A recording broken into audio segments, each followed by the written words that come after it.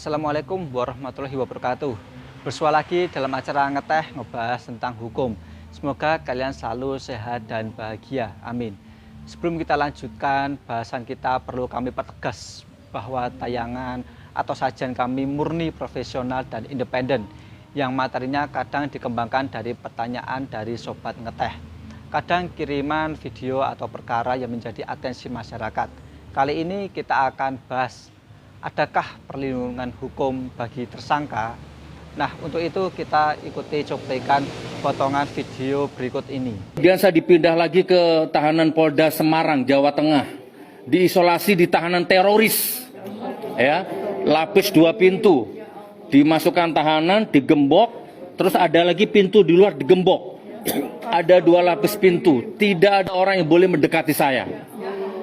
Hakim belum memutuskan bersalah, saya belum diputus bersalah, belum terbukti bersalah, tapi sudah dihukum di penjara, tidak boleh telepon anak istri. Video tersebut mendapat tanggapan dari Polda Jateng, yaitu mengada-ada. Namun konsen di konten ini adalah apakah ada perlindungan hukum bagi tersangka? Biar lebih jelas kepada Bapak Joko Sutarto SH, mohon untuk pencerahannya. Materi yang lumayan bagus dan cukup menarik untuk kita bahas, untuk kita kupas dalam acara ngeteh ngebahas tentang hukum. Namun perlu kita ingatkan juga pada penonton ngeteh untuk selalu menjaga kesehatan. Karena sehat itu mahal, dengan sehat kita bisa melakukan kegiatan apa saja.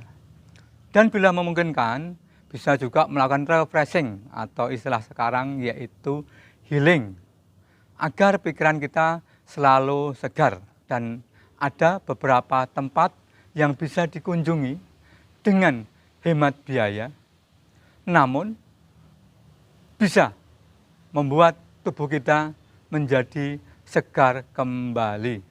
Baiklah, kembali ke tema bahasan kita, maka akan kita mulai dengan pengertian tersangka. Apa itu tersangka? Seseorang yang karena perbuatannya atau keadaannya berdasarkan bukti permulaan yang patut diduga sebagai pelaku tindak pidana, yakni minimal 2 alat bukti sebagaimana yang dimaksud dalam pasal 184 KUHP. Nah, ketika seseorang dalam status tersangka, kita kenal adanya istilah presumption of innocence atau asas praduga tidak bersalah. Presumption of innocence ini menempatkan seseorang tersangka atau terdakwa sebagai orang yang tidak bersalah sampai dengan adanya putusan pengadilan yang berkekuatan hukum tetap. Asas ini perlu dijunjung tinggi oleh semua pihak aparat penegak hukum, tak terkecuali oleh pihak kepolisian, pihak kejaksaan, ataupun aparat penegak hukum yang lainnya. Mengapa? Ada beberapa contoh terdakwa yang di ujungnya atau di akhirnya diputus bebas tidak bersalah. Contohnya, pada tanggal 31 Mei 2017, tokoh Louis Laskar Umat Islam Surakarta diputus bebas tidak bersalah oleh Pengadilan Negeri Semarang sampai dengan putusan kasasi oleh Mahkamah Agung. Demikian juga seorang artis Nikita Mirzani yang divonis bebas di Pengadilan Negeri Serang, Banten pada 29 Desember 2022. Terima kasih Bapak Joko atas penjelasannya terkait dengan pengertian tersangka dan asas presumption of innocence. Selanjutnya, apa hak perlindungan hukum bagi tersangka menurut KUHP?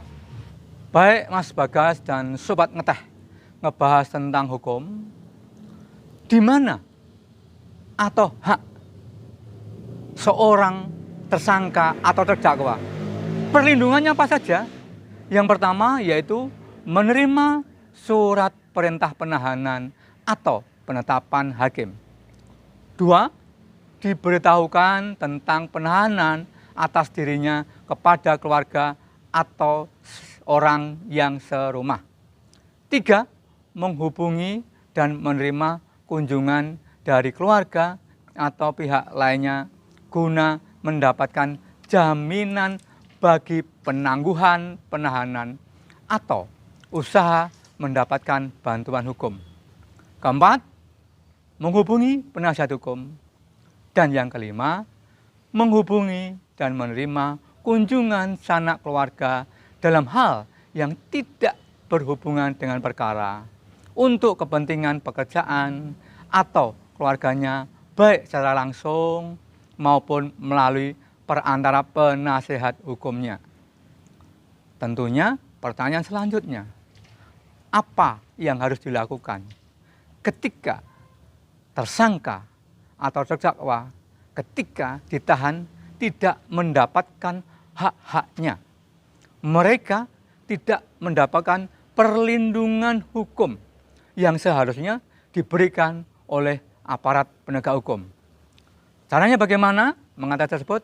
Yang pertama, laporkan ke atasan penyidik atau petugas penjara.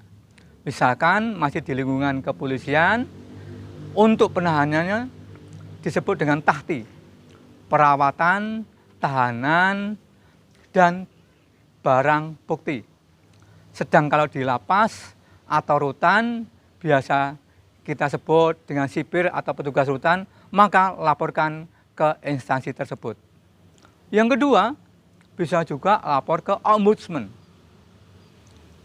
Mengapa? Ombudsman ini adalah salah satu lembaga yang memang diberikan tugas dan kewenangan untuk menyelidiki, kemudian mengawasi terkait dengan adanya pelayanan publik.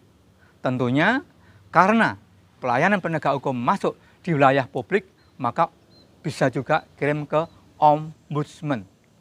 Yang ketiga, gugat perbuatan melawan hukum ke pengadilan negeri. Mengapa? Karena perbuatannya telah merugikan tersangka atau terdakwa. Misalkan dipukuli, misalkan seharusnya mendapat makan 3 kali, hanya 1 kali. Itulah contoh-contoh tidak adanya perlindungan hukum oleh aparat penegak hukum. Demikian Mas Bagas dan Sobat Ngeteh penjelasan dari kami. Semoga kajian ini bermanfaat. Tak lupa kami sampaikan dan ucapkan terima kasih kepada semua pihak yang sudah like, comments, share, and subscribe. Baik Bapak Joko atas penjelasannya, semoga bermanfaat bagi kita semua, khususnya Sobat Ngeteh ngebahas tentang hukum. Seperti biasa pada bagian penutupan saya akan bacakan kalimat sebagai berikut. Pemberian hak yang diberikan oleh negara via undang-undang tidak boleh dirampas oleh siapapun. 5 Maret 2023, Nova Bagaskoro. Wassalamualaikum warahmatullahi wabarakatuh.